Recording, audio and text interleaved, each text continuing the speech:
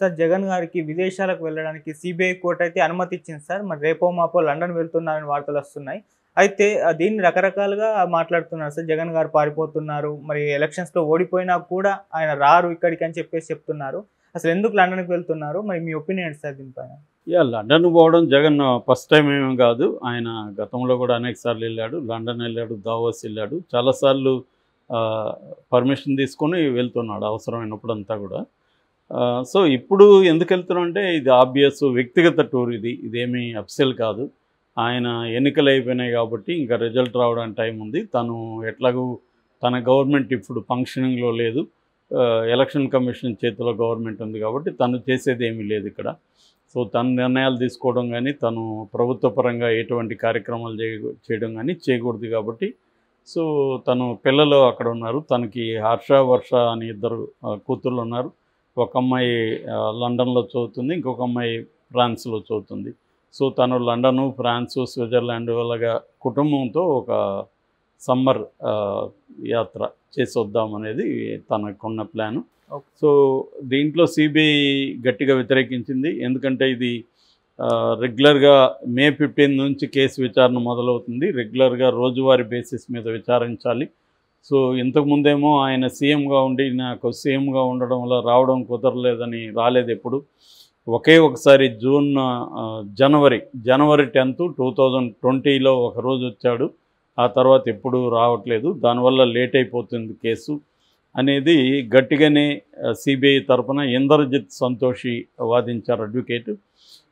ఇటు జగన్ తరపునేమో జి అశోక్ రెడ్డి వాదించారు. ఆయన ఏమన్నారంటే అనేక సార్లు ఆయన విదేశాలకు వెళ్ళారు. ఎప్పుడు కూడా ఆయన షరతుల్ని కండిషన్ని ఉల్లంఘించలేదు ఇప్పటి వరకు. సో చెప్పిన టైంకి చెప్పిన దీనికి వచ్చేసారు ఆయన. కాబట్టి ఆయనకి అనుమతి నిరాకరించడం అది కరెక్ట్ కాదు. అట్లాగే కేసు ఇది ట్రయల్ ఏం లేదు, హియరింగ్ ఆన్ ఛార్జెస్ అనే ఫేజ్లో ఉంది. అంటే ఛార్జెస్ మీద వినడం అనేది నడుస్తుంది. దానికి జగన్ ప్రజెన్స్ ఏం అవసరం లేదు. రెండోది దానికి it takes a lot of time కాబట్టి ప్రాబ్లం లేదు. సో ఆయన కండిషన్లు ఏవి పెట్టినా దాన్ని అమలు చేస్తే వీళ్ళు వస్తారు అనేది అశోక్ రెడ్డి వాదించారు.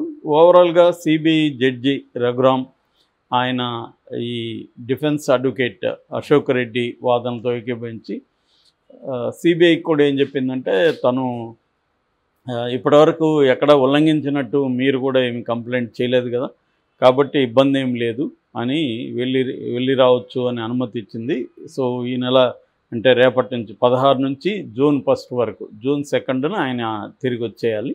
జూన్ 1 వరకు అనుమతి మంజూరైంది. కండిషన్స్ అయితే పెట్టింది. అదేంటంటే ఆయన ఫోన్ నెంబరు ఇవ్వాలి, ఆయన ఎప్పుడు కాంటాక్ట్ చేయాలనుకున్నా అందుబాటులో ఉండాలి. అట్లాగే ఈమెయిల్ ఏదన్నా వీళ్ళు పంపించాలన్నా ఈమెయిల్ అందుబాటులో ఉండాలి. అట్లాగే ఆయన ఏ ప్రాంతాలు తిరుగుతాడనే షెడ్యూల్ ఏదైతే ఉందో అది కూడా సిబిఐకి ఇవ్వాలి, కోర్టుకి ఇవ్వాలి. సో ఫోన్ నెంబరు, ఈమెయిల్, తర్వాత షెడ్యూల్, ఈ 3 కూడా కోర్టుకి ఇవ్వాలి, సిబిఐకి కూడా ఇవ్వాలి. అంటే ఆయన ఎక్కడ ఉన్నాడు ఏంటి అనేది అందుబాటులో ఉండాలి. సో అది బేసిక్గా. మామూలుగా కూడా కోర్టు కూడా ఇంకొక మాట కూడా ఏం చెప్పిందంటే రైట్ టు ట్రావెల్ అనేది ముద్దాయిలకి ఎవరికైనా ఉంటుంది. ఆయన ఇంకా శిక్ష పడలేదు, ముద్దాయిగా ఉన్నాడు. సో అక్యూజ్డ్గా ఉన్నారు కాబట్టి రైట్ టు ట్రావెల్ అనేది ఆయనకు వర్తిస్తుంది, దాన్ని మనం ఆపలేము అనేది కోర్టు చెప్పింది. మామూలుగా కూడా ఎప్పుడు ఇలాంటి వాటికి ఆయన ఏంటంటే కండిషన్ బెయిల్ మీద ఉన్నాడు. మామూలుగా బెయిల్ ఎందుకు రిజెక్ట్ చేస్తారు అంటే ఒక వ్యక్తి ఆర్థిక నేరాల్లో ఉన్నప్పుడు పారిపోతాడేమో వేరే దేశాలకు. ఆల్రెడీ మనకి విజయ్ మల్యాని చూసాము, లలిత్ మోడీ, నీరవ్ మోడీ ఇలాంటి వాళ్ళు చాలామంది ఆర్థిక నేరాల్లో ఉండి పారిపోయారు. వాళ్ళని తీసుకురావడం కష్టం అవుతుంది రకరకాల కారణాల వల్ల. సో అలాగా పారిపోతారేమో, దాన్ని ఫ్లైట్ రిస్క్ అంటారన్నమాట. పారిపోతారేమో అనుకొని బెయిల్ ఇవ్వకపోవడం జరుగుతుంది. అది వన్ ఆఫ్ ద రీజన్స్ అనమాట. మిగతా 2 రీజన్స్ ఏమో సాక్షుల్ని బెదిరించవచ్చు లేదా వాళ్ళని ప్రలోభాలకు గురి చేయొచ్చు అనేది ఒకటి. ఇంకొకటేమో సాక్ష్యాధారాలని తారుమారు చేస్తాడు, సాక్ష్యాధారాలు లేకుండా చేస్తారు అనేది. ఈ 3 కారణాలతో బెయిల్ రిజెక్ట్ చేస్తుంటారు. అందుకని కండిషన్లు పెట్టారు. విదేశాలకు పోవాలంటే కోర్టు పర్మిషన్ లేకుండా పోవడానికి లేదు. వీసా, పాస్పోర్టు అండ్ ముఖ్యంగా పాస్పోర్ట్ కూడా వీళ్ళ దగ్గర ఉండాలి. సో పర్మిషన్ ఇచ్చినాకే వెళ్ళాలి అనేది ఉంటుంది. అదర్వైజ్ పాస్పోర్ట్ని సీజ్ చేస్తారు. అంటే దేశం వీసానే ఆయనకి రాదు. సో ఆ విధంగా ఈయన కండిషన్లు ఉన్నాయి కాబట్టి ఈయన బెయిల్ తీసుకొని వెళ్తున్నాడు. ఇక రెండవ అంశం, చాలా మీడియా ఏం రాస్తుందంటే జగన్ లండన్ పారిపోతున్నాడు, ఇంకా రాడు, ఎన్నికల్లో గెలిస్తే వస్తాడు కానీ ఓడిపోతున్నాడు. కానీ ఆయన ఎన్నికల్లో గెలవడం కాదు కదా, ముందే వచ్చేస్తున్నాడు కదా, 2వ తేదీ వస్తున్నాడు కదా. 1వ తేదీ వరకు అడిగాడు ఆయన, 2వ తేదీకంతా ఇక్కడ ఉంటాడు. 4వ తేదీ కదా గెలుపు ఓటమి. కాబట్టి అంటే మేబీ ఆయన వీళ్ళు చెప్పేది ఏంటంటే 2వ తేదీ రాడు, 4వ తేదీ చూసుకొని వస్తాడు, ఒకవేళ గెలిస్తే వస్తాడు, రాకపోతే రాడు, ఏదో ఒక కారణం చెప్పి ఆగిపోతాడు. సో గెలిచాడు అనుకో 2 రోజులు చెప్పిన దానికంటే లేటుగా ఉంటాడు, దానికి కోర్టుకి ఏదో ఆరోగ్యం బాగాలేదనో ఇంకోటి కోర్టుకి సబ్మిట్ చేస్తాడు. ఒకవేళ గెలవలేదనుకో ఆయన ఎస్కేప్ అవుతాడు అని. కానీ ఇక్కడ ఆలోచించాల్సింది ఏముంటే ఆయన మీద ఏమీ భయంకరమైన కేసులు ఏమి లేవు. సో ఇవన్నీ కూడా అందరి మీద ఉన్న ఆర్థిక నేరాల కేసులే. సో దీనికోసం ఆయన పారిపోయే పరిస్థితి ఏమి ఉండదు. ఒకవేళ పారిపోయినా పట్టుకొచ్చే మెకానిజాలు ఉంది. రెండోది ఆయన పొలిటికల్ పార్టీ లీడరు, మళ్ళీ ఇప్పుడు ఒకవేళ ఓడిపోయినా మళ్ళీ నెక్స్ట్ 5 ఏళ్ళకి గెలిచే అవకాశం ఉంటుంది. ఎందుకంటే తనకు ఒక పార్టీ ఉంది, స్ట్రక్చర్ ఉంది, తనకు కొన్ని సామాజిక వర్గాల బేస్ ఉంది.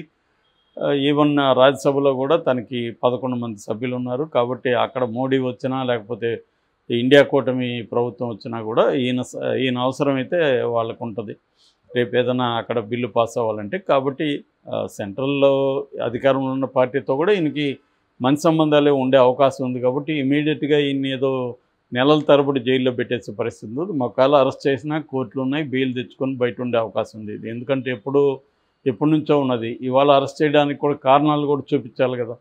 లేదు కొత్త కేసులు పెట్టి అరెస్ట్ చేయాలి చంద్రబాబుని చేసినట్టు.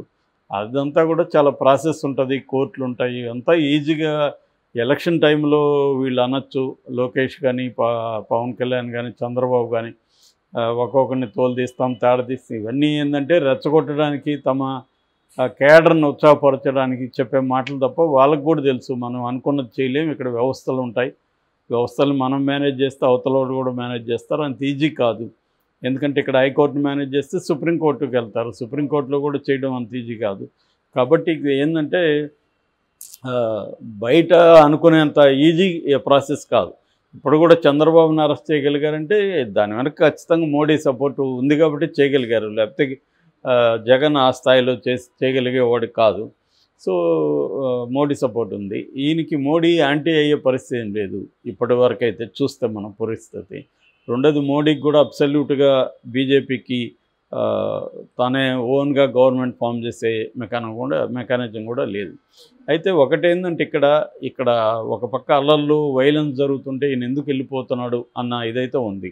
ఆయన అధికారంలో లేకపోవచ్చు, ఆయనకు ఫంక్షనింగ్ చేయలేకపోవచ్చు, కానీ ఒక పార్టీ నాయకుడిగా ఆయన బాధ్యత తీసుకొని గైడ్ చేయాల్సిన అవసరం ఉంది.